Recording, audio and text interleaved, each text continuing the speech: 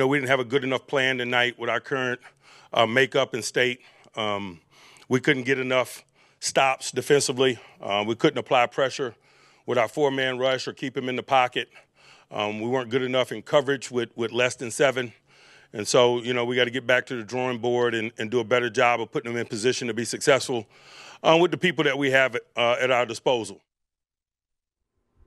Hello and welcome to the Extra Point presented by Microsoft Surface. I'm Shelby Cassesse in for Missy Matthews. The Steelers erased a 17-point fourth quarter deficit last night against the Los Angeles Chargers, much in part thanks to some splash plays near the end of the game. But the Chargers offense was on all night long.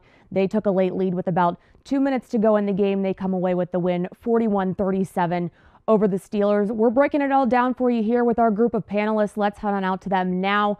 Joining us today is Bob Labriola with Steelers Digest and Steelers.com, Arthur Moats, former Steelers linebacker, contributor to Steelers Nation Radio, and Matt Williamson, also with Steelers Nation Radio.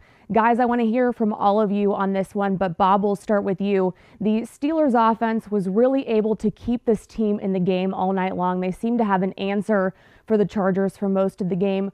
Why wasn't this a Hollywood ending for the Steelers? Well, I mean, for, a Hollywood ending, they would have needed one more defensive stop. I mean, they got a couple there in the fourth quarter. One on the batted pass by Cam Hayward. Cam Sutton made a diving interception. The other one on a nice play, stop at the line of scrimmage by Joe Schobert on Austin Eckler on a 4th and 1. But the Steelers needed one more. Their defense needed to come up with one more big stop. And, the Chargers offense was just up to the challenge against what, quite honestly, was a depleted Steelers defense. I mean, in the soundbite, we heard Mike Tomlin say we couldn't cover well enough with fewer than 7. That means you could only rush 4. And, a coverage breakdown is what led to that 53-yard touchdown pass to Mike Williams that iced the outcome. Arthur? Yeah, so Labs, man, I agree with you. In terms of, especially the blown coverage at the end, when you're facing that team, an offense that's as high-powered as, the Chargers was, especially last night, you have to be sharp in all facets.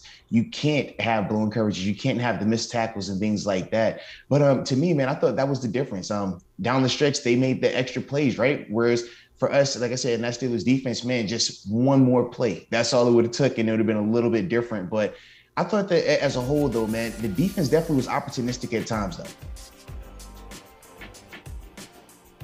And Matt, your thoughts? Yeah, more of the same, to be honest with you. I mean, along what Labs was saying, Coach Tomlin mentioned that you needed 7 to cover. That was 100% true. And the big thing he said was with the players we had available or something along those lines. I mean, we were really deep into that depth chart on the defensive side of the ball, and the Chargers stars on offense came to play. I felt like they needed to steal one more possession, one more turnover, one more bounce on special teams, a surprise on side, something along those lines, because they were just swimming upstream the whole game because of who they were playing on defense. Meanwhile, the Steelers playing the 32nd ranked run defense in the LA Chargers, but last night Najee Harris 12 rushes for 39 yards. Why were they so ineffective at running the football last night? Matt? Well, frankly, over the last month, 5-6 games, whatever it's been, the numbers at the end and the toll it takes on a defense from this running game has been very beneficial. It's a powerful running game with a great young back. But it hasn't been a super efficient running game. They're not breaking off big chunks of yardage. It's a keep swinging that hammer while you're trying to break that rock. And they didn't keep swinging the hammer, and you have to stay with it for it to pay off. That didn't really bother me because the game script, it really just didn't depend on it. I had some issues with when they ran and when they didn't. But when they got that far down on the scoreboard and it was pretty clear their defense wasn't really stopping anybody, they had to put it in Seven's hands, and I thought it was the best game he's played all year.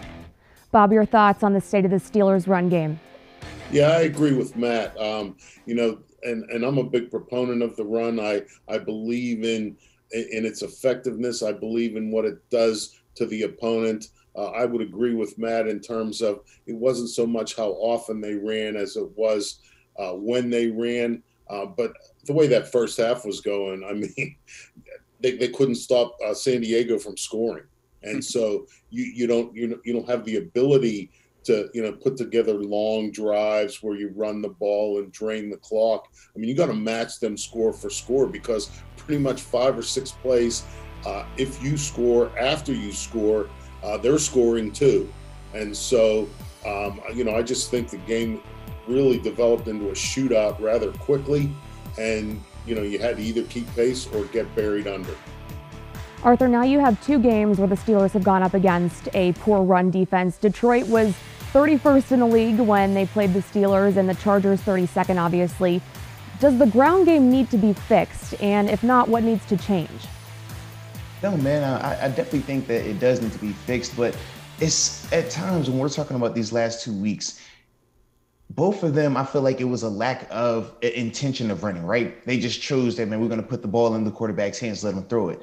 If we're talking about last week, though, against Detroit, with the conditions the way they were, obviously the situation, being that Mason got the nod right at the last minute, I wasn't necessarily a fan of us, not running the ball as much. But when we were talking about that game yesterday, to me, just the flow of it, what Labs was talking about, you got to keep up with these teams. I mean, with them having 17 points going into the half, at times you could feel like, hey, man, if we don't get another score here, we're going to we're going to lose this game before it even gets really into the thick of it. But when Seven's playing the way he was playing last night, you don't necessarily have to worry about that run game as much, because he was vintage Seven last night. He turned that clock back, and you could see the strain that he was putting on that Chargers defense as well. So to me, even though, like I said, they're different in terms of how or why we had them, to me, I just, like I said, with Seven playing how he did, man, we were good with the run situation this week.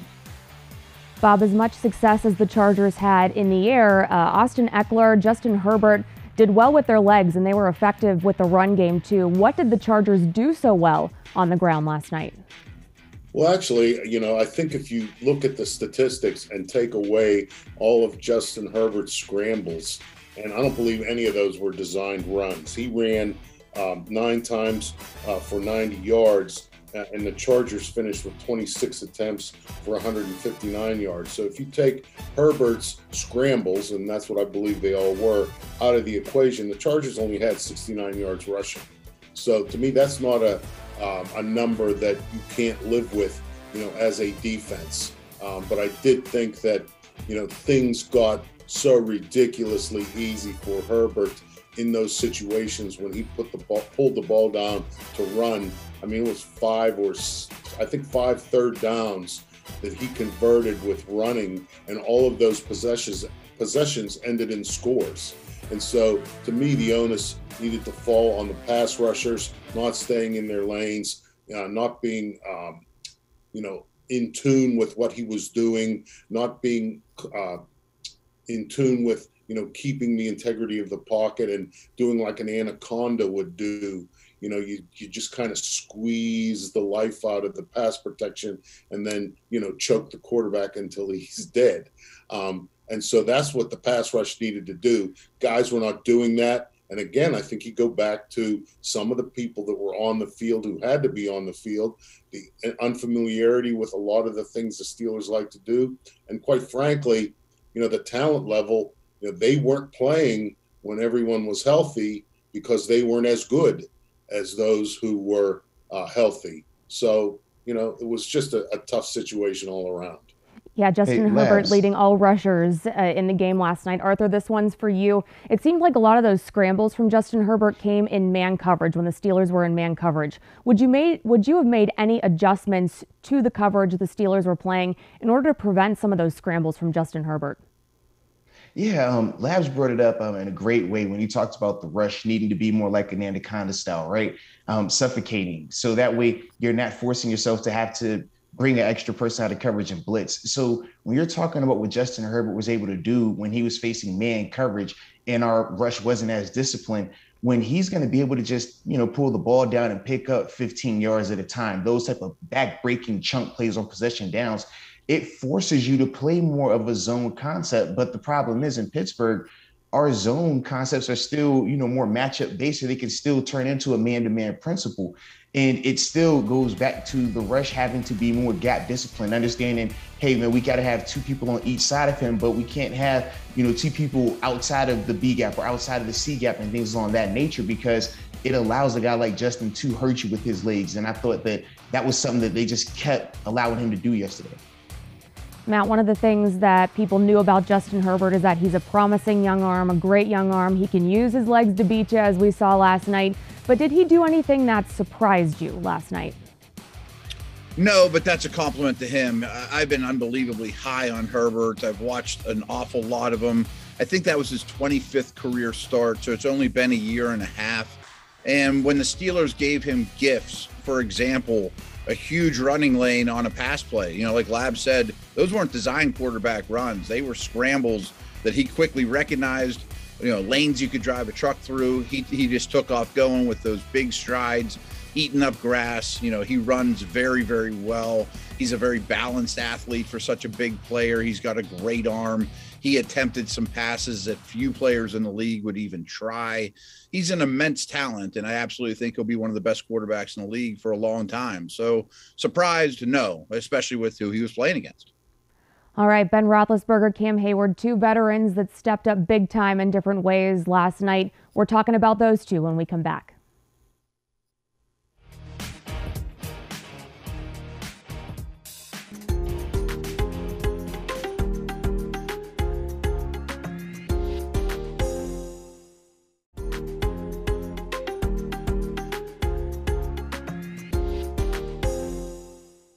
Cam is Cam, man. He gives everything he's got. And that's why we love him and respect him, and that's why we elected him captain, and that's why he represents us in that way. Ben Roethlisberger and Cam Hayward, both veterans on this team, really proving why they're so respected among teammates last night. Ben Roethlisberger 28 for 44 with 273 yards and 3 touchdowns. Cam Hayward was all over the place, guys, including a major pass breakup that resulted in an interception late for the Steelers. I want to hear from all of you. We'll start with you, Arthur. Who had the better game? Who impressed you more, Ben Roethlisberger, Cam Hayward, or can you really compare? To me, man, it has to be Big Ben. When you talk about a guy that wasn't in practice all week, right? He's dealing with COVID and the symptoms and things like that ultimately had him sit out a week ago. To see him be able to come in and perform like that in a game where the stakes were extremely high, in a game where you're facing one of the top premier young quarterbacks in this league. To me, man, just the energy that he played with and how he just continued to rise to the challenge, to me, I had to give it to him. But Cam, by no stretch of the imagination, he was phenomenal in his own right. Some of the plays, you see his effort on display and you notice, okay, this is what separates good players from great players. I thought that Cam definitely displayed that yesterday, but with the backstory with 7, man, not being able to go, for him to come out and play like that, got to go with him. Bob, are you team Cam or team Ben from last night? Well, can I be team both? I think that there's a reason that each of them are team captains. That's something that's voted on by their teammates. They've been captains now for a few years in a row. And I think if you took that Mike Tomlin soundbite that we opened the segment with, and just if there was some way to take out the name Cam Hayward and put in Ben Roethlisberger, it applies equally for both of those guys in terms of what they did against the Chargers. I give a little bit of an edge to Ben Roethlisberger because, as great as that play was that Cam made to deflect that pass, and then Cam Sutton made the diving interception, if Ben Roethlisberger doesn't cash that in with a touchdown, we may not even be talking about it today. And so that to me is what great quarterbacks do. They can either erase their team's mistakes with a big play that puts something on the scoreboard, or they magnify great plays that their teammates make by turning the takeaways or whatever the other guys did into points on the scoreboard, and that ultimately determines who wins and loses. Matt, your thoughts on these two veterans? Yeah, like these two, I'm not picking. I'm on team both. Good choice. And I just want to throw one thing in about Cam. If you watch the great defensive linemen around the league, and this includes Aaron Donald, there is not a defensive lineman in the league getting more attention from blocking schemes than Cam Hayward. And I think he's having his best season as a pro, which is a massive statement.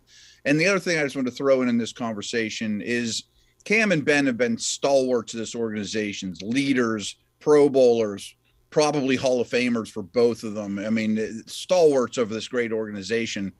But there's another one he's mentioned, and that's Mike Tomlin. I think the three of them were unbelievably instrumental in even keeping this game close, and just shows the value of leadership. All right, let's take a look at the AFC North standings, and woo, this is a close division, guys. And the Steelers in third place right now at 5-4-1, but still an away game against the Bengals. That's on Sunday. Browns at home, and still 2 games to play against the Ravens. Really, anyone can take this division at this point. Bob, what are your thoughts on the standings now, and how much does this tight race show the importance of these remaining 4 divisional games for the Steelers? Well, yeah, AFC, as Mike Tomlin refers to it, AFC North football, is always the most significant games of the season. Dan Rooney, right from the very beginning, back in the 70s, he always prioritized, winning your division was the first step toward accomplishing anything for a football team over a particular season. And that really hasn't changed at all where we are right now. And the teams are in the AFC North, I believe, remarkably even. And, my whole thing is I am confident. Let me say it this way. I would be confident in the Steelers' ability to compete and maybe win any or all of their remaining division games, depending upon who's available from a health standpoint. I don't think you can beat the Baltimore Ravens with an injury list like the one you took to Los Angeles. I just don't think that that's possible.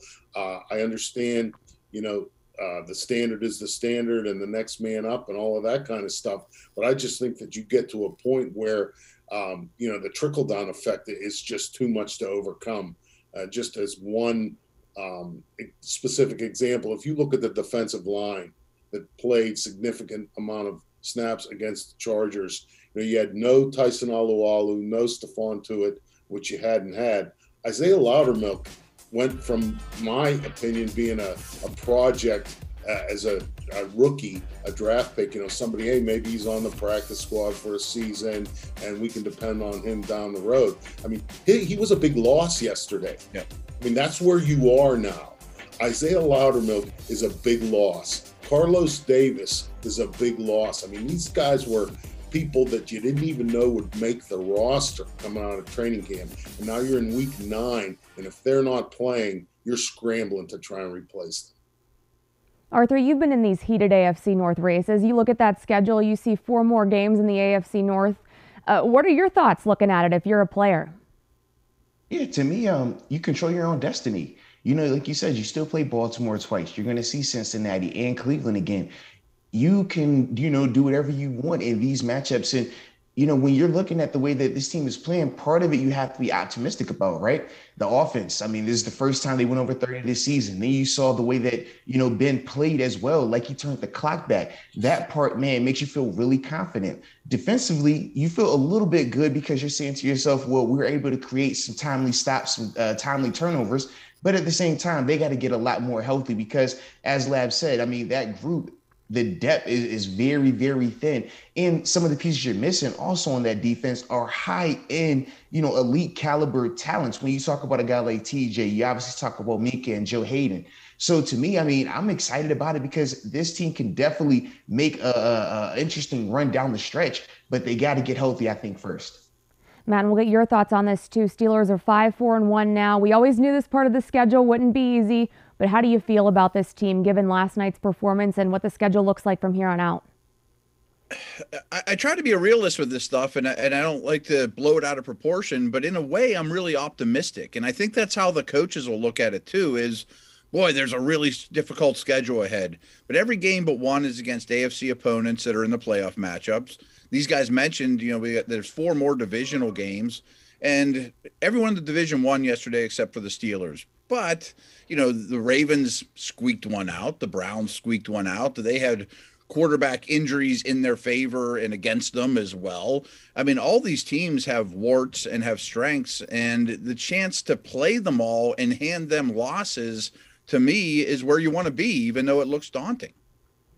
All right, that's going to do it for us here on the Extra Point presented by Microsoft Surface. For Bob Labriola, Arthur Moats, and Matt Williamson, I'm Shelby Cassesse. I'll be back a little bit later this week to preview Sunday's matchup at Cincinnati. We'll be back with more on the matchup show later this week.